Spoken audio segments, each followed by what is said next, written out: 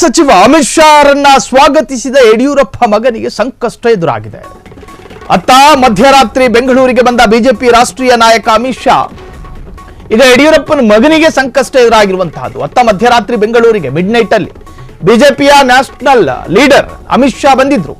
ಇತ್ತ ವಿಜೇಂದ್ರ ಕೆಳಗಿಳಿಸುವುದು ಹೇಗೆ ಎಂದು ಬಿಜೆಪಿ ಭಿನ್ನಮತೀಯರ ಸರಣಿ ಸಭೆ, ಕೇಂದ್ರ ಸಚಿವ ವಿ ಸೋಮಣ್ಣ ನೇತೃತ್ವದಲ್ಲಿ ವಿಜೇಂದ್ರ ವಿರೋಧಿ ಬಣದ ಸಭೆ,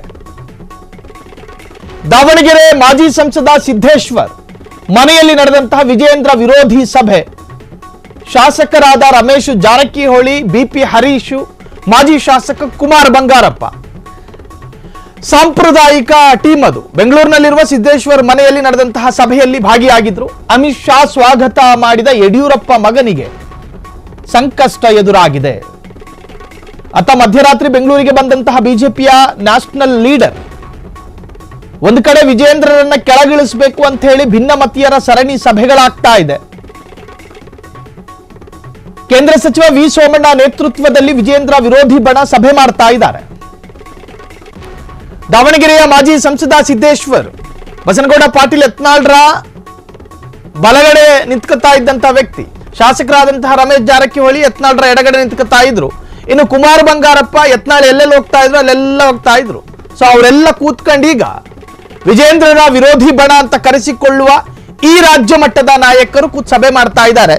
ಆದ್ರೆ ಅಮಿತ್ ಶಾ ಯಾವ ಯಡಿಯೂರಪ್ಪರ ಮಗನನ್ನ ಕೆಳಗಿಳಿಸಬೇಕು ಅಂತ ಹೇಳಿ ಈಗ ಚರ್ಚೆ ಆಗ್ತಾ ಇದೆಯೋ, ವಿಜೇಂದ್ರರನ್ನ ಕೆಳಗಿಳಿಸಿದ್ರೆ ತಪ್ಪ ಸರಿನಾ ಅಂತ ಹೇಳಿ ಕೇಂದ್ರ ಸಚಿವ ಕುಮಾರಸ್ವಾಮಿಯ ಜೊತೆ ಅಭಿಪ್ರಾಯವನ್ನ ಕೇಳಲಾಗ್ತಾ ಇದೆಯೋ, ಆ ಒಂದು ವಿಚಾರಕ್ಕೆ ಸಂಬಂಧಪಟ್ಟ ಹಾಗೆ ಆರಂಭದ ದಿನದಿಂದಲೂ ಕೂಡ ವಿಜೇಂದ್ರ ಮತ್ತು ರಾಜಾಹುಲಿ ಕುಟುಂಬದ ವಿರುದ್ಧ ಸಮರ ಸಾರ್ತಾ ಇದ್ದಂತಹ ಈಶ್ವರಪ್ಪನವರು ಈಗಾಗಲೇ ಯಡಿಯೂರಪ್ಪರ ಕಾಲಿಗೆ ಬಿದ್ದಾಯಿತು. ಆದರೆ ಬಂಡಾಯ ಎದ್ದಿರ್ತಕ್ಕಂತಹ ವಿಜೇಂದ್ರರ ವಿರುದ್ಧ ಪ್ರತಿ ಕ್ಷಣ ಪ್ರತಿ ಸೆಕೆಂಡು ಕತ್ತಿ ಮಸಿತಾ ಇರುವಂತಹ ಒಂದು ಟೀಮು. ಎಸ್, ಇದು ಅಮಿತ್ ಶಾ ಸ್ವಾಗತ ಮಾಡಿದ ಯಡಿಯೂರಪ್ಪ ಮಗನಿಗೆ ಸಂಕಷ್ಟ ಎದುರಾಗಿದೆ. ಕರ್ನಾಟಕ ಬಿಜೆಪಿ ಅಧ್ಯಕ್ಷ ಸ್ಥಾನದಿಂದ ವಿಜೇಂದ್ರ ಕೆಳಗಿಳಿಸಿ ಎನ್ನುವಂತಹ ಕೂಗು ಜೋರಾಗಿದೆ. ಕೇಂದ್ರ ಸಚಿವ ವಿ ಸೋಮಣ್ಣ ಅವರನ್ನೇ ರಾಜ್ಯಾಧ್ಯಕ್ಷರನ್ನಾಗಿ ಮಾಡಿ. ನಿನ್ನೆ ಸಿದ್ದೇಶ್ವರ್ ಮನೆಯಲ್ಲಿ ನಡೆದ ಭಿನ್ನಮತೀಯರ ಸಭೆಯಲ್ಲಿ ಬೇಡಿಕೆ, ಕೆಲವೇ ದಿನಗಳಲ್ಲಿ ದೆಹಲಿಗೂ ಹೋಗಿ ವರಿಷ್ಠರನ್ನ ಭೇಟಿ ಮಾಡಲಿರುವಂತಹ ನಿಯೋಗ.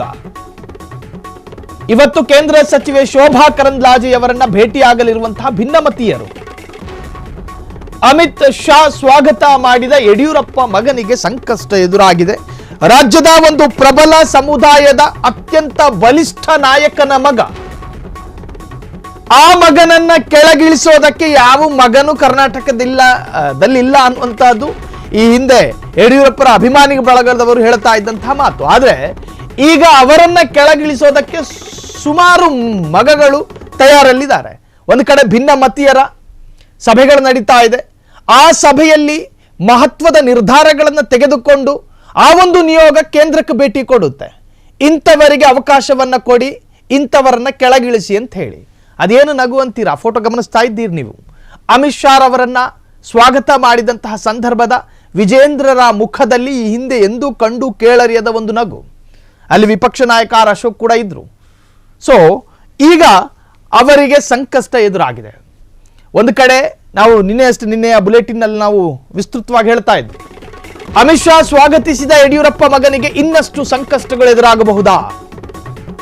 ಇನ್ನಷ್ಟು ಮತ್ತಷ್ಟು ಮಗದಷ್ಟು ಕರ್ನಾಟಕದ ಆರ್ಎಸ್ಎಸ್ ನಾಯಕರೊಂದಿಗೆ ಕೇಂದ್ರ ಸಚಿವ ಪ್ರಹ್ಲಾದ್ ಜೋಶಿ ಸಭೆಯನ್ನ ಮಾಡಿದ್ದಾರೆ.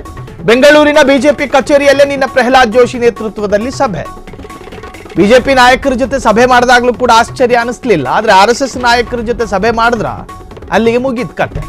ರಮೇಶ್ ಜಾರಕಿಹೊಳಿ, ಬಿಪಿ ಹರೀಶ್ ಅಭಿಪ್ರಾಯ ಕೇಳಿರುವ ಪ್ರಹ್ಲಾದ್ ಜೋಶಿ, ಅಮಿತ್ ಶಾ ಸ್ವಾಗತಿಸಿದ ಯಡಿಯೂರಪ್ಪ ಮಗನಿಗೆ ಇನ್ನಷ್ಟು ಸಂಕಷ್ಟ. ರಾಜ್ಯ ಮಟ್ಟದ ಆರ್ಎಸ್ಎಸ್ ನಾಯಕರ ಜೊತೆಯೂ ಕೂಡ ಸಭೆಗಳಾಗಿದೆ. ಕರ್ನಾಟಕದ ಆರ್ಎಸ್ಎಸ್ ನಾಯಕರೊಂದಿಗೆ ಕೇಂದ್ರ ಸಚಿವ ಪ್ರಹ್ಲಾದ್ ಜೋಶಿ ಸಭೆಯನ್ನ ಮಾಡಿದ್ದಾರೆ. ಆ ಸಭೆಯಲ್ಲಿ ತೆಗೆದುಕೊಳ್ಳುವಂತಹ ನಿರ್ಧಾರವೇ ಅಂತಿಮವಾಗಿರುತ್ತೆ.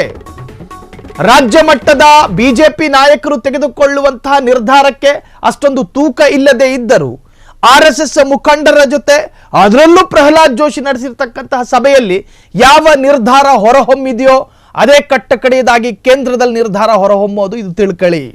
ಸೊ ವಿಜೇಂದ್ರರನ್ನ ಕೆಳಗಿಳಿಸಬೇಕು ಅಂತೇಳಿ RSS ನಿರ್ಧಾರ ಮಾಡಿದ್ದೇ ಆದಲ್ಲಿ ಅದು ಖಂಡಿತ ಇಳಿಸಿಯೇ ತೀರುತ್ತೆ. ಅದರಲ್ಲಿ ಯಾವ ಸಂದೇಹವೂ ಬೇಡ. ಸಿದ್ದೇಶ್ವರ ಸರ್ಕಸ್ ಮಾಡಿಯೋ, ವಿ ಸೋಮಣ್ಣ ಪಲ್ಟಿ ಹೊಡೆದಿಯೋ, ಕುಮಾರ ಬಂಗಾರಪ್ಪನವರು ಇತ್ತಿಂದಿತ್ತ ಓಡಾಡಿಯೋ ಸಾಧ್ಯ ಇಲ್ಲದೇ ಇರುವಂತಹದ್ದು RSS ಸಭೆಯಲ್ಲಿ ಒಂದು ವೇಳೆ ನಿರ್ಧಾರ ಆದರೆ ಅದು ಖಂಡಿತ ಫೈನಲ್ ಆಗುತ್ತೆ. ಸೊ ಇತ್ತ ವಿಜೇಂದ್ರ ಕೆಳಗಿಳಿಸೋದು ಹೇಗೆ ಎಂದು ಬಿಜೆಪಿ ನಿನ್ನೆ ಭಿನ್ನಮತೀಯರ ಸರಣಿ ಸಭೆಗಳಾಗಿತ್ತು. ಇನ್ನು ಕೇಂದ್ರ ಸಚಿವ ವಿ ಸೋಮಣ್ಣ ನೇತೃತ್ವದಲ್ಲಿ ವಿಜೇಂದ್ರ ವಿರೋಧಿ ಬಣದ ಸಭೆಯೂ ಕೂಡ ನಡೆದಿತ್ತು. ದಾವಣಗೆರೆಯ ಮಾಜಿ ಸಂಸದ ಸಿದ್ದೇಶ್ವರ್ ಮನೆಯಲ್ಲಿ ನಡೆದಂತಹ ವಿಜೇಂದ್ರ ವಿರೋಧಿ ಸಭೆ ಅದು. ಶಾಸಕರಾದಂತಹ ರಮೇಶ್ ಜಾರಕಿಹೊಳಿ, BP ಹರೀಶ್, ಮಾಜಿ ಶಾಸಕ ಕುಮಾರ್ ಬಂಗಾರಪ್ಪ ಎಲ್ಲರೂ ಕೂಡ ಭಾಗಿಯಾಗಿದ್ರು. ಬೆಂಗಳೂರಿನಲ್ಲಿರ್ತಕ್ಕಂತಹ ಸಿದ್ದೇಶ್ವರ್ ಮನೆಯಲ್ಲಿ ನಡೆದಂತಹ ಸಭೆಯಲ್ಲಿ ಮಹತ್ವದ ತೀರ್ಮಾನವೊಂದು ನಡೆದಿದೆ. ಕ್ಷಣ ಕ್ಷಣದ ಸುದ್ದಿಗಳಿಗಾಗಿ ಫ್ರೀಡಂ ಟಿವಿ ಸಬ್ಸ್ಕ್ರೈಬ್ ಮಾಡಿ, ಲೈಕ್ ಮಾಡಿ ಹಾಗೂ ಫಾಲೋ ಮಾಡಿ.